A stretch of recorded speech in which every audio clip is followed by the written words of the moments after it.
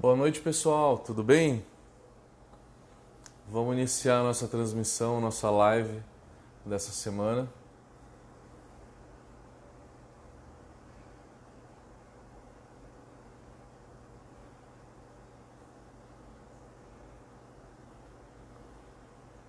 E aí, galera, tudo bem? Como é que vocês estão? Vamos iniciar a live dessa semana. Toda segunda-feira, às 8 horas da noite, a gente está aqui para falar sobre algum assunto cervejeiro. E na semana de hoje eu queria falar sobre um assunto que eu dei aula nesse final de semana, que é sobre legislação brasileira. Queria falar para vocês como que a legislação brasileira encara as cervejas, como que a gente classifica as cervejas pela legislação brasileira. Então o tema da live de hoje é legislação brasileira. Vamos entender como que a lei entende a cerveja brasileira. Enquanto todo mundo vai entrar, eu vou começar então a fazer uma apresentaçãozinha básica aqui. De acordo com a lei brasileira, o que é cerveja?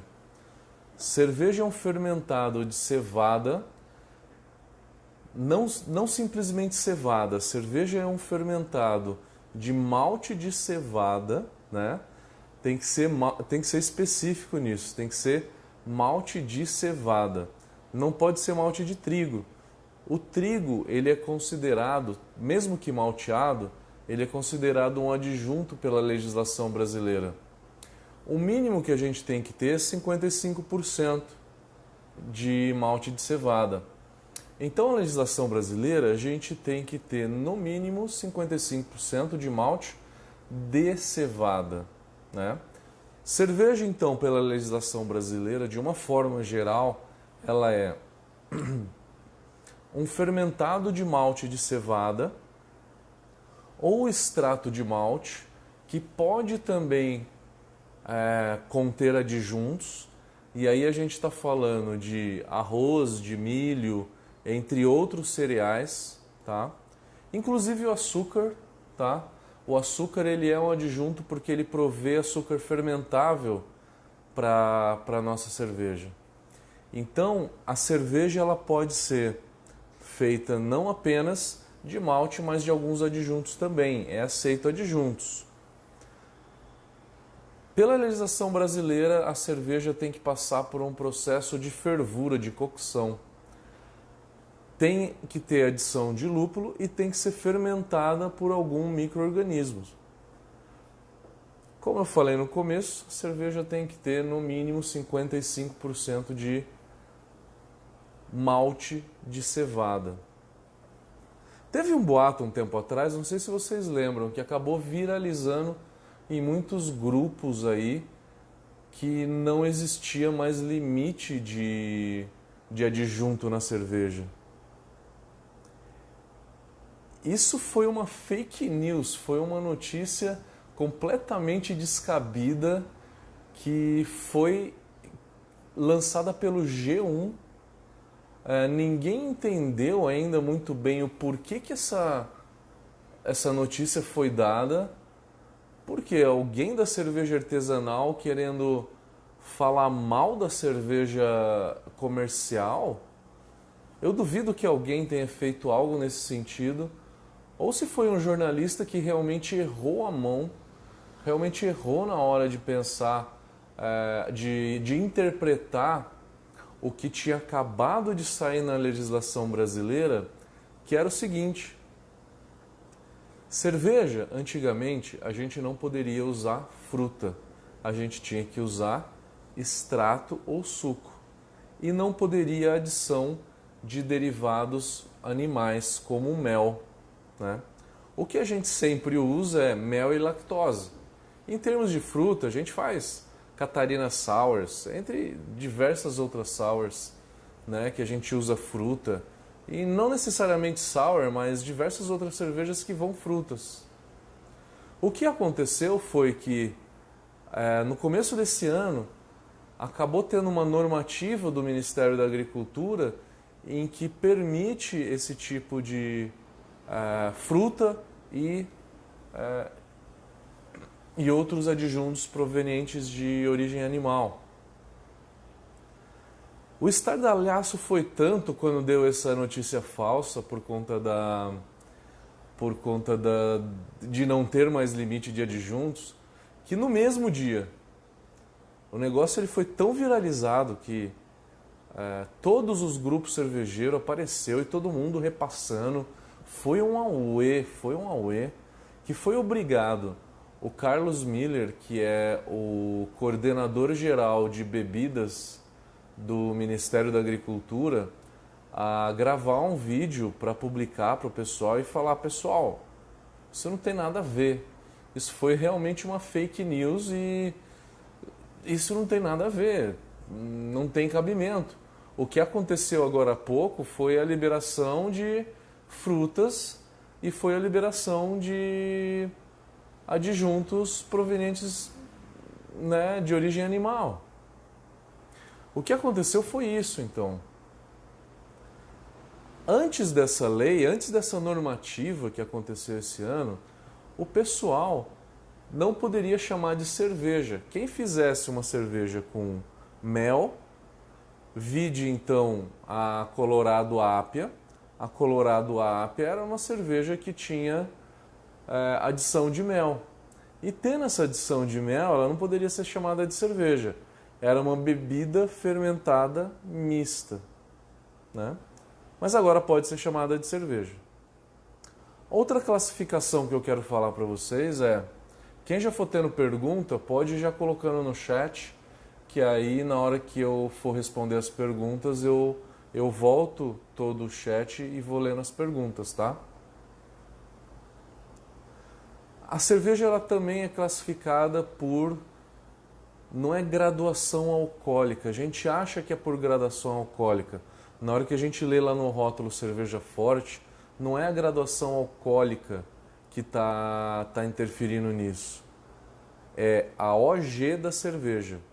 Então é a OG que diz se a cerveja é leve, se a cerveja é uma cerveja comum ou se a cerveja é forte. Qual que é a legislação? Quais são as faixas de legislação?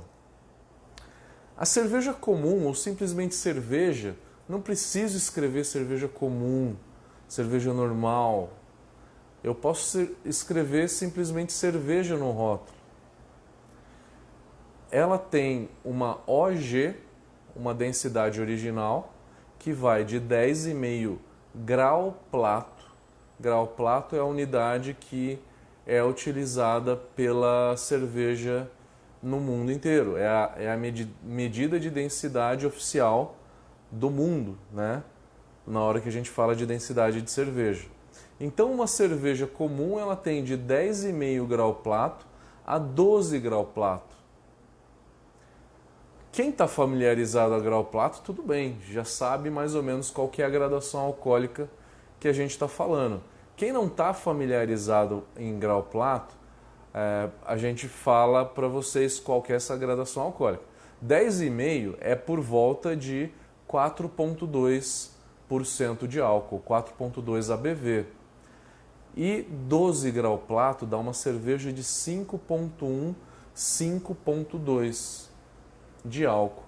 Então a cerveja comum ela vai ter de 4,2 a 5,2. É uma faixa relativamente pequena, né? Mas é o que a gente está acostumado a tomar. As cervejas comerciais elas geralmente estão em torno de 4,7 a 4,9. Se você for pegar ela lá e ler as letrinhas lá, você vai ver que uma cerveja comum ela está de 4,7 a 4,9. Então cerveja comum é isso, até 12 grau Plato. De 12 grau Plato a 14 grau Plato, a gente tem a cerveja extra. Quem já não foi no supermercado e comprou uma Brahma Extra ou qualquer outra cerveja extra, que está escrito extra no rótulo? Tem muita cerveja que é extra que não escreve isso claramente no rótulo, tá? Eu vou falar alguns exemplos. Uma cerveja extra, então, ela tem de 12 a 14 grau plato. 12 grau plato é 5,2 de álcool. 14 grau plato é 5,5 de álcool. 5,6, né? Não mais do que isso. Então a cerveja que está nessa faixa, tem um pouquinho mais de álcool, ela é a cerveja extra. E acima de 14 grau plato, ou seja, acima de 5,6% de álcool, é cerveja forte. Ó, que mundo, né? Toda cerveja que a gente toma hoje que a gente faz em casa, ou cerveja artesanal que a gente toma nos bares, é tudo cerveja forte, né? Tudo é cerveja forte. Então, tudo acima de 14 grau plato, a gente chama de cerveja forte. A cerveja comum eu não preciso escrever nada no rótulo, mas as demais classificações sim. Cerveja comum, cerveja extra e cerveja forte. Faltou eu falar da cerveja light. A cerveja light é abaixo de 10,5 grau plato. 10,5 grau plato é uma cerveja com 4,2 de álcool. Então a cerveja leve, a legislação prevê cerveja leve. Só que o que as cervejarias usam é a nomenclatura light. Para vocês terem ideia, as maiores marcas de cerveja light que tem no mundo acaba sendo então Bud Light, Coors Light, né, nos Estados Unidos. A Bud Light foi campeã de vendas por muito tempo. No Brasil, eu acho que é a Itaipava Light a campeã de vendas. A Itaipava Light não chega a ter os 4,2 de álcool. Vai ter aí por volta de 3,5. 3,5, olhando minhas anotações aqui. Eu estou sempre fazendo as lives olhando para umas anotações. 3,5 de álcool, então, a Itaipava Light. Talvez seja a que mais seja vendida no Brasil. Então, a Brahma Light, extinta Brahma Light, foi extinta em 2008 ou 2009, se eu não me engano. Tinha também por volta de 3,5 de álcool. Pouco, né? Realmente muito pouco. Para vocês saberem as cervejas extras que a gente tem. A Serra Malte tem 5,5 de álcool. A Caracu tem 5,4. A Kaiser Gold, que a gente não acha mais no mercado, tem 5,4. Tudo isso, então, são cervejas extras. Além dessa nomenclatura, a gente tem uma lei falando o que é cerveja sem álcool e cerveja zero álcool. Sem álcool e zero álcool são duas coisas completamente diferentes, tá? A cerveja zero álcool, ela pode ter até 0,5% de álcool. A cerveja zero álcool, ela tem que ter no máximo 0,05. Na hora que você pega a lata da Brahma Zero, não está escrito 0,0? É porque na realidade essa cerveja tem 0,038, 0,041. É o que na realidade essas cervejas têm. Só que eu tenho que arredondar para uma casa decimal. 0,0. Eu tiro o 38, eu tiro o 41, eu tiro o que vai depois, né? Então é 0,0. Então eu falei da legislação sem álcool e da zero álcool. Outra legislação importante que a gente tem é a cor da cerveja. A cor da cerveja, ela só tem duas faixas. É um negócio bizarro. Ou é cerveja clara, que eu obrigatoriamente não preciso colocar no rótulo, tá? Ou é cerveja escura.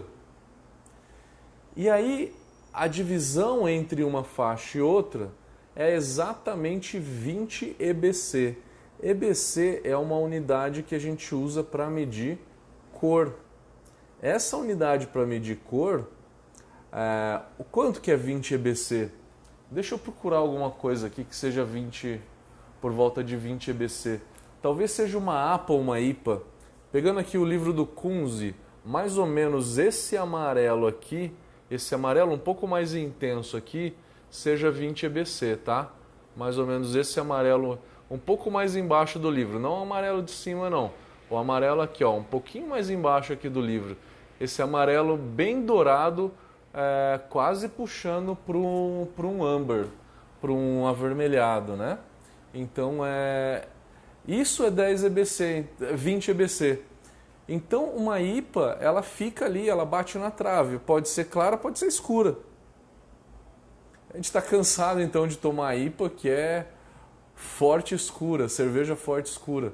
Quase tudo, né? Forte escura, pelo amor de Deus. Eu esqueci de falar uma coisa que eu tenho anotado aqui, que é o seguinte. Se eu faço a minha cerveja de trigo e eu uso 50% de malte de trigo, eu vou estar usando então 50% de malte de cevada. Pela legislação, isso não pode ser apenas cerveja no rótulo. Por quê? Acima de 45% de adjunto, e o malte de trigo é considerado adjunto, eu tenho que escrever cerveja de trigo. Se eu uso 50% de milho, eu tenho que escrever cerveja de milho, cerveja de arroz, cerveja de centeio, cerveja de aveia. Então, quando eu uso mais do que 45% de adjuntos, e aí a gente está incluindo qualquer outro tipo de cereal maltado, tá? Aveia maltado, trigo maltado, centeio maltado. A gente até malteia arroz, a gente malteia milho, a gente malteia N cereais, né? Se a gente está usando qualquer um desses cereais não maltados, a gente tem, numa proporção maior do que 45%, eu tenho que escrever cerveja de alguma coisa. Deixa eu ver se tem mais alguma coisa aqui. Última curiosidade, já podem começar a fazer as perguntas, que eu já vou começar a olhar o chat, tá? Vocês sabiam que existe uma legislação? Olha só quem veio visitar a gente de novo. Essa é a Manuela, passando pelas câmeras de novo, né, Manu? Dá oi, dá oi. Tá aqui quase derrubando as câmeras. A Mouse Beer é contemplada pela legislação, tá? No Brasil, existe uma legislação para Mouse Beer. Ah, mas Mouse Beer é para corrigir cerveja, para corrigir cagada de cervejeiro lá da época. Antigamente, quando o conhecimento cervejeiro ele era menor, aí se usava um extrato de malte torrado em forma líquida. Ele é um produto da Weirmann, o nome dele é Sinamar, com S, Sinamar. Sinamar é um extrato de malte torrado, muito escuro, de forma líquida para você jogar em cima da Pilsen, tá? Então, para fazer uma Mouse Beer, ia o Sinamar e uma tonelada de caramelo. A Mouse Beer é doce pra cacete, não é? Eita, cerveja enjoada, difícil de tomar. Eu até consigo tomar uma cerveja ou outra comercial, terminar uma Brahma, uma Skol. Não vou falar que eu sou santo, né? Todo mundo toma, porra. Você vai num churrasco, tem uma Skol ou outra lá, você não vai tomar? Toma, eu consigo tomar e tomo de boa. Mas uma Antártica Mouse Beer, uma Itaipava Mouse Beer, eu não consigo terminar o copo. De tão doce que ela é. Ela vai muito caramelo. E aí é caramelo mesmo, caramelo líquido. Não estou falando de malte caramelo, não. Malte caramelo é muito mais saboroso do que o caramelo, né? Estou falando do corante caramelo que é usado na indústria. Esse mesmo corante caramelo que é usado para corrigir as diferenças de cor entre os lotes das cervejas que são feitas, né, na indústria. Então, a correção de cor ela é feita basicamente com caramelo. Mas também se aprendeu que o caramelo, você joga ali um pouquinho mais na Brahma, né? A Brahma tem mais caramelo do que a Skol, enfim. Todas elas vão um pouco de caramelo, mas umas vai um pouquinho mais do que outras. A cerveja comercial aprendeu que esse caramelo tira um pouco do fedor que a cerveja comercial tem.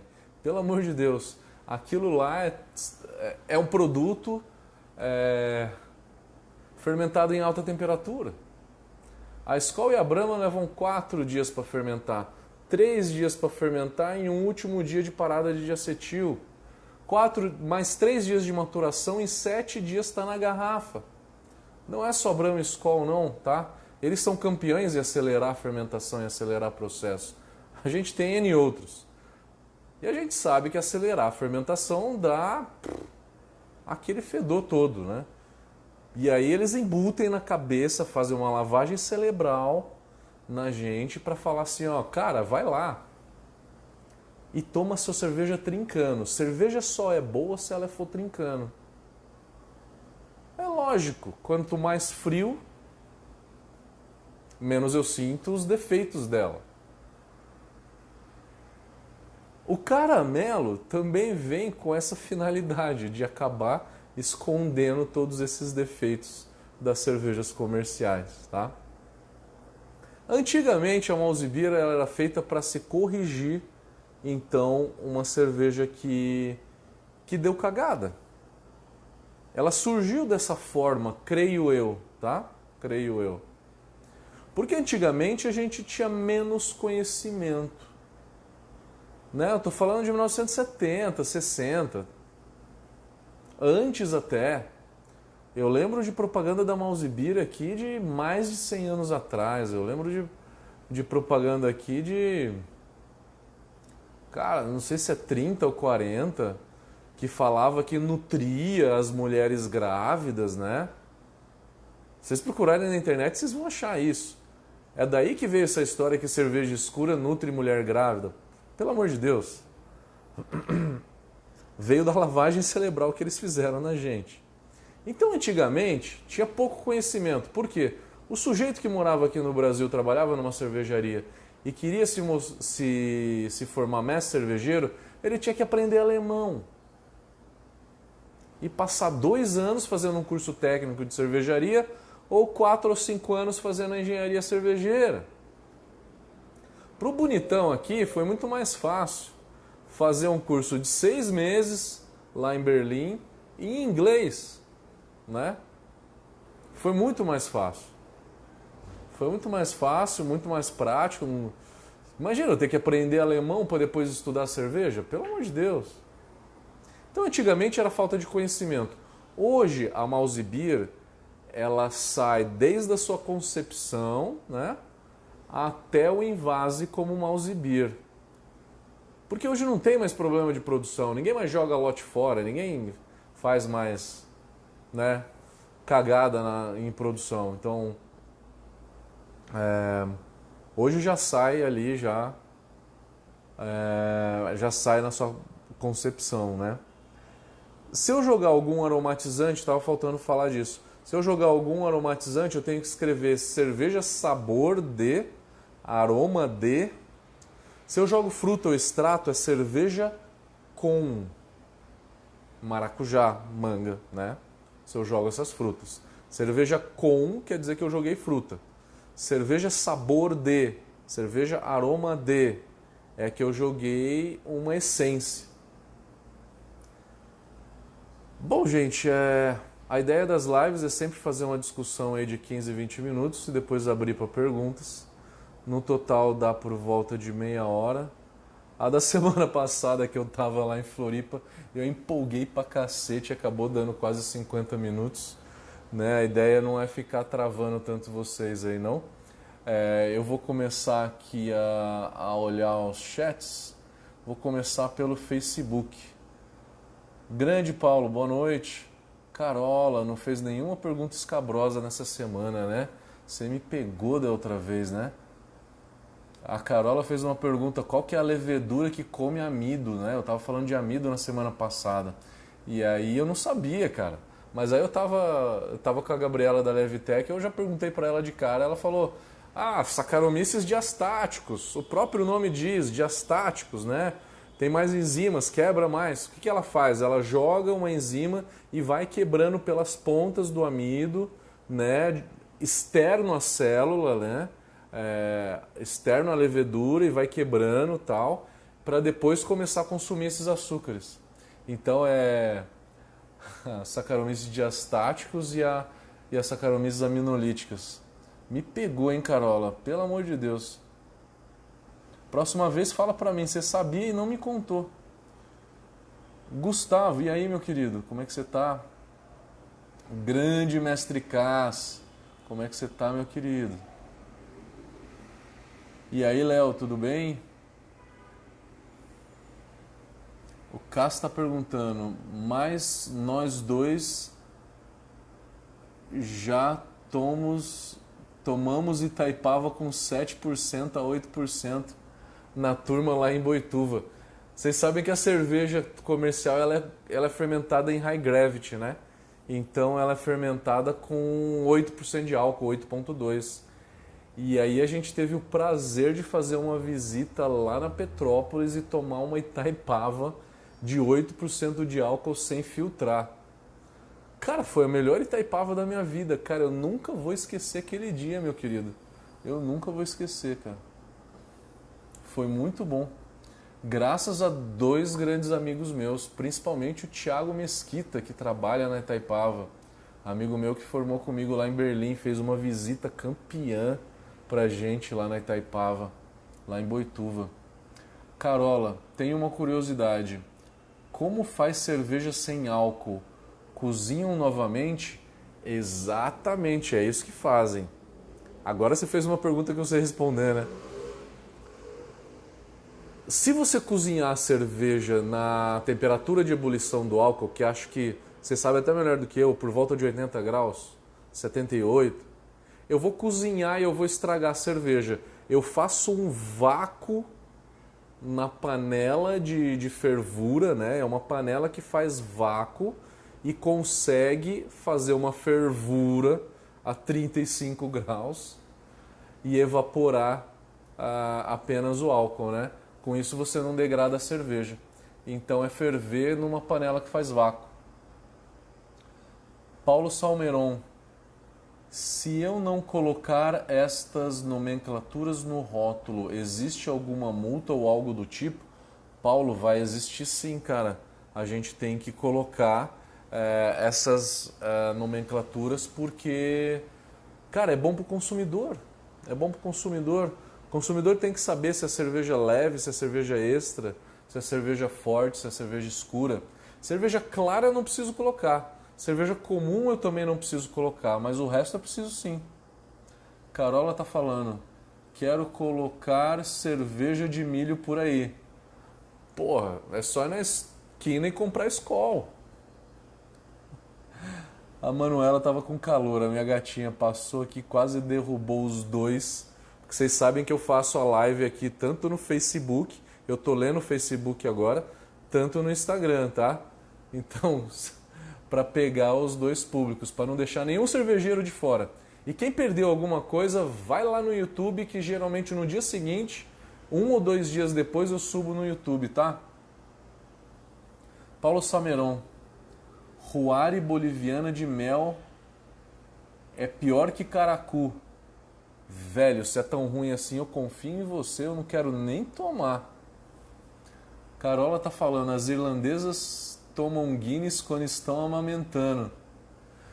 Cara, mas reflete comigo, faz algum sentido? A cerveja Guinness tem 4,2 de álcool, não tem, o álcool tem caloria. Se tem baixa graduação alcoólica, não é o álcool que está dando caloria para a mulher. E ela tem um corpo extremamente leve, então a caloria da Guinness é muito baixa, né? 3 pints de Guinness suprime o ferro da alimentação da mãe. Cara, como assim? Explica isso de novo. Você viu em algum lugar que a Guinness coloca ferro na sua composição? Eu tenho minhas dúvidas.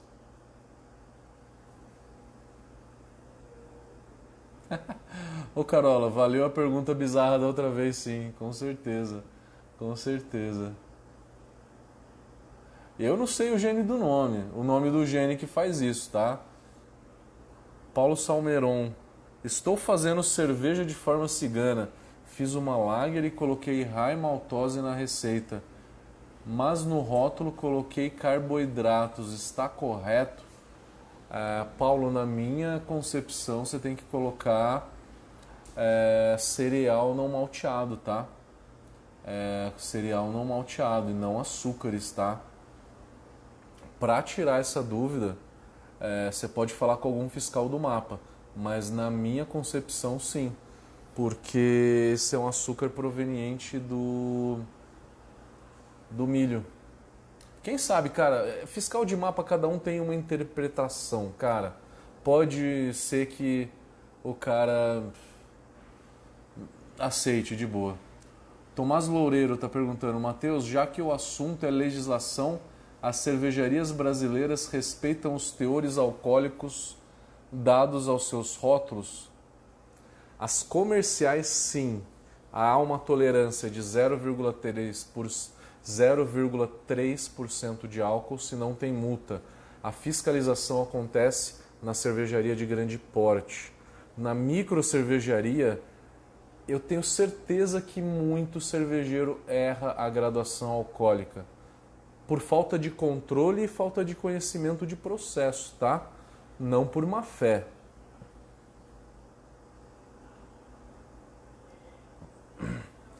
Jamal, meu querido, e aí, cara? Cheguei de Floripa esse final de semana, cara. Foi muito legal aquele dia lá no samba, né?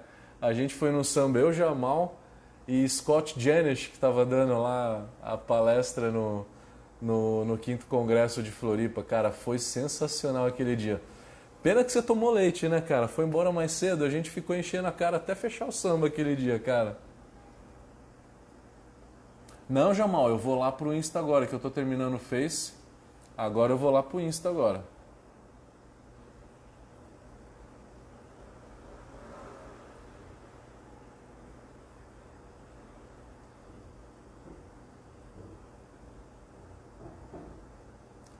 Vamos percorrer o Insta inteiro.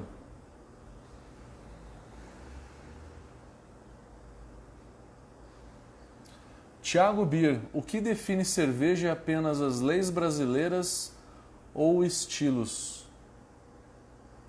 O que define a cerveja, na verdade, é a lei brasileira. Na hora que você vai registrar a cerveja, o que acontece? O fiscal do mapa, ele vai ler o estilo que está lá e, por praxe, ele vai lá e consulta o BJCP. Se não está no BJCP, o fiscal também não entende nada de cerveja, ele pode negar teu registro, ficar enchendo teu saco, ficar te pentelhando para que você mude isso. Tem exemplos clássicos de 4 anos atrás, por exemplo. Se eu não me engano, foi a Dama tentando registrar ESB. Não estava escrito ESB no BJCP, estava escrito Extra Special Bitter. E aí não queria registrar. Entre outros, tá? Então isso às vezes pode empacar um pouco, pode demorar um pouco, tá? Mas isso é por conta de rótulo, tá? Não por conta da legislação. Os aspectos que eu peguei hoje, os aspectos da legislação que diz o que é cerveja e como classificar a cerveja no rótulo. Não especificamente das outras informações do rótulo, tá?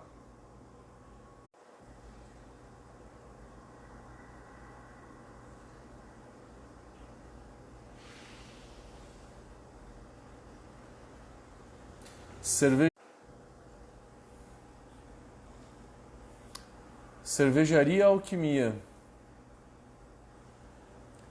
Qual a influência sensorial que a maturação traz? Pergunto isso porque estou fazendo uma We Have com 10%.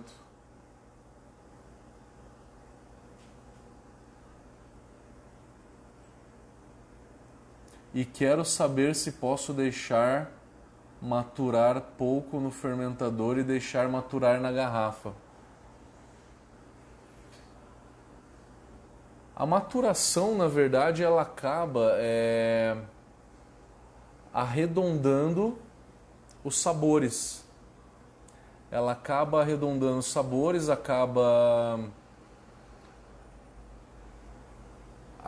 esse é um assunto bem complexo, tá? Na garrafa, a cerveja acaba evoluindo, ela acaba tendo uma transformação nos compostos, arredondando o sabor. Uma cerveja dessa com 10% de álcool deve ter muito malte torrado. Imagino que seja uma We Have, né? Tem malte torrado, tem a astringência, tem amargor. Então é uma cerveja que depois de envasada na garrafa, não precisa ser no fermentador, na garrafa, tá? Envasada na garrafa, a partir de 1 mês, 1 ou 2 meses, ela chega no ótimo dela, tá? Então essas cervejas bem complexas, elas se beneficiam desse tempo na garrafa. E aí, Natália, tudo bem? Então, se eu escrever uma light numa sour, estou ok? Natália, na verdade, você tem que escrever se for abaixo de 4.1 ou 4.2. Né? Você vai ter que escrever isso na tua lata. Você vai ter que colocar que a tua cerveja ela é uma light, né? E algumas sours são, as Catarina Sours são, né?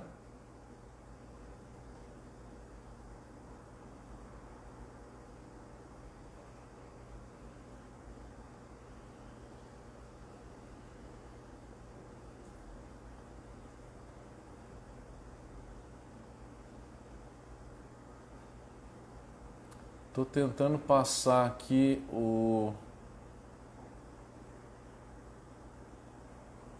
chat, o Evandro Arral. Uma boa American IPA, quantos por cento de trigo? Cara, eu não jogaria trigo numa American IPA, não. Eu não jogaria, eu usaria Pilsen ou Pale Ale como base, um pouco de Munique, um pouco de Cara Hell ou Cara Red, alguma coisa nesse sentido, tá?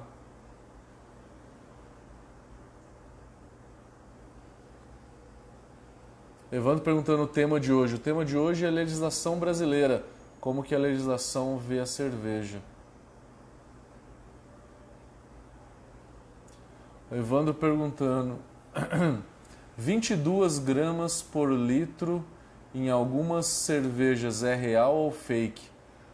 Ô Evandro, esses 28 gramas por litro eu acho que é até real, tá? Mas não é só a lupulagem de dry hop, não. Tá levando em consideração a lupulagem de fervura também, tá? Esses números são para Double IPA ou New England.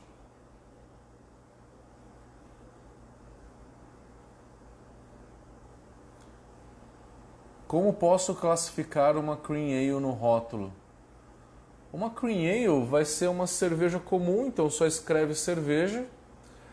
Se você usar numa Cream Ale, geralmente vai 10 ou 20% de milho, você tem que colocar cereais não malteados. E pela cor dela, ela vai ser clara. A Alquimia está perguntando, muito obrigado, parabéns pela iniciativa, valeu. Cassete Homebrew, fiz uma IPA e separei uma parte no post-mix e outra eu engarrafei.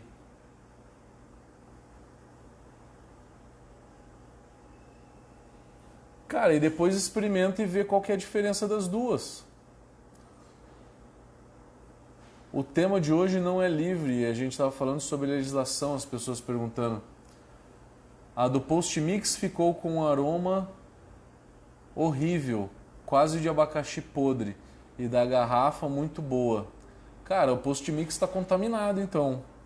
Não, você colocar num post-mix ou no barril não dá um sabor tão desagradável dessa forma, não.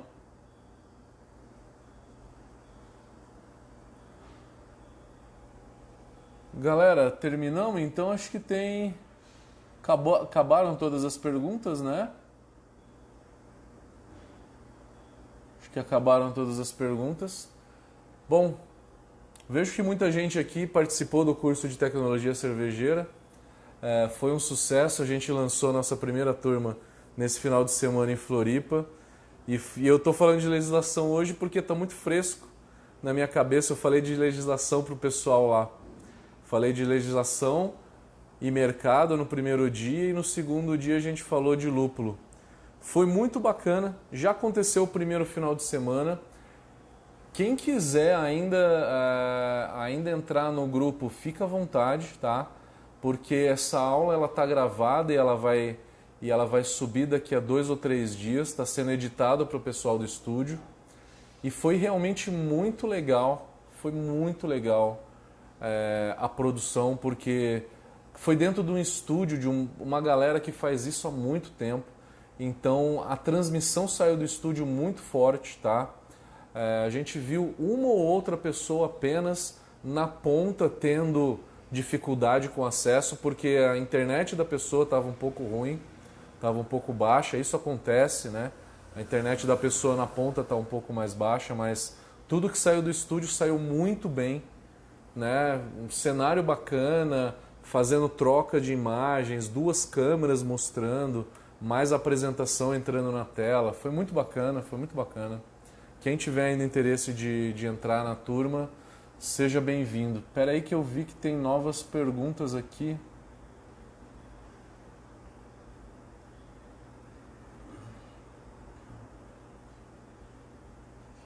Natália perguntando, existe alguma restrição quanto à harmonização que eu colocar no rótulo? Ô, Natália, não tem restrição, não tem legislação que fala de IBU. Você não precisa colocar IBU no teu rótulo, falar se ela é amarga ou não. Você não precisa colocar o copo, temperatura de serviço e harmonização. Mas se você colocar, você vai acabar cativando o teu cliente, né? E coloca também uma descrição sensorial dessa cerveja. Cerveja de cor tal, formação tal. Você está inscrito no curso de sommelier da Brau que vai começar em Goiânia, então você vai aprender toda essa nomenclatura de cor, você vai sair craque nisso, né? O aspecto visual da cerveja, aroma, sabor. Quiser colocar uma história, ela surgiu de um mito de não sei o que, com não sei o que, aconteceu alguma coisa, qualquer tipo de coisa. O que você colocar no teu rótulo, você na verdade cativa o teu cliente, tá?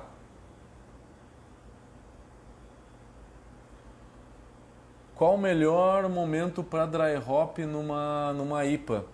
É no final da fermentação, depois que acabou a atividade da levedura, sobe para 22 graus. Micro Cervejaria está perguntando, eu produzo uma Cream Ale e classifico como Ale Hop.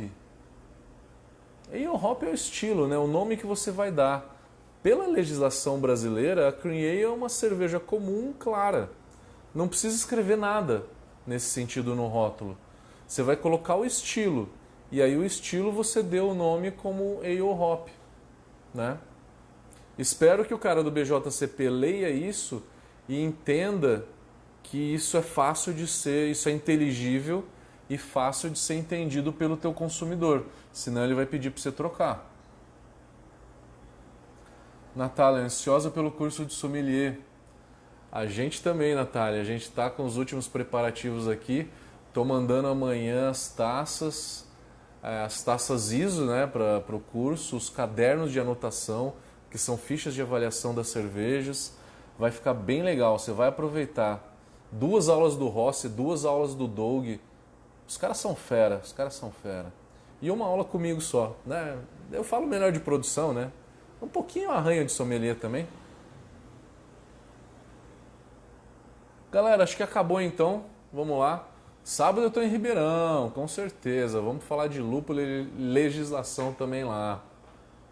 Última pergunta. Micro Cervejaria está perguntando. Quero fazer um curso com vocês de água aqui em São Paulo. A gente não tem nenhum marcado, mas seja bem-vindo para fazer o curso de água online, que vai rodar no final de semana do dia 28. O Rodolfo, que é o dono da maltaria Blumenau, vai ministrar esse curso de água, tá? Se você quiser, fica à vontade. Cara, o curso está bem legal, são 4 horas falando de água. Beleza, galera? Até mais, até semana que vem.